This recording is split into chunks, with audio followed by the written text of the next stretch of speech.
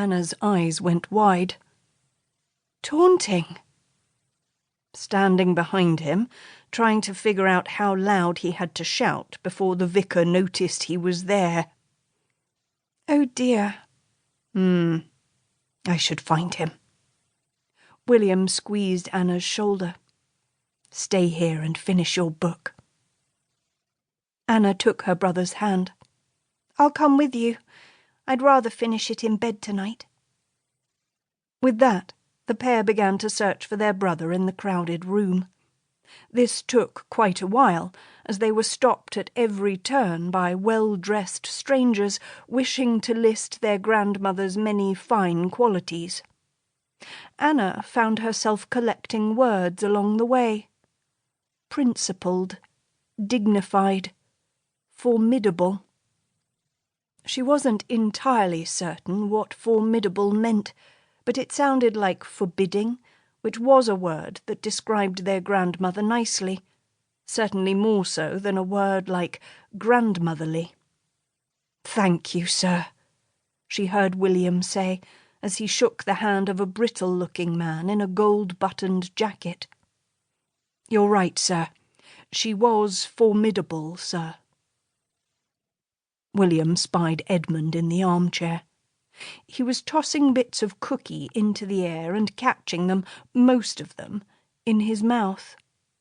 William excused himself from the gold-buttoned man and pulled Anna along behind him.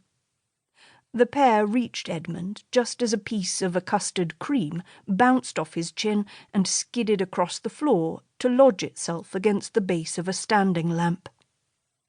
William put his hands on his hips. Must you, Edmund? Edmund grinned.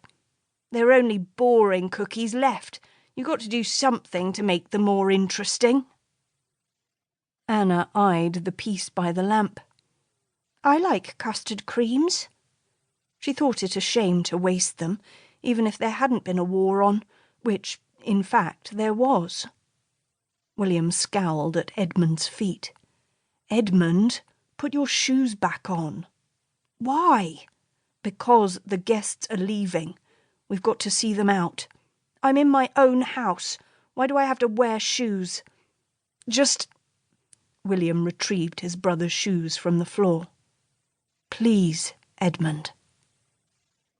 Edmund grunted his indignation, but took the shoes. As the children waited for Edmund to do up his laces, they caught snippets of conversation here and there. Lovely sermon, a woman in a blue suit said, twice, to the vicar.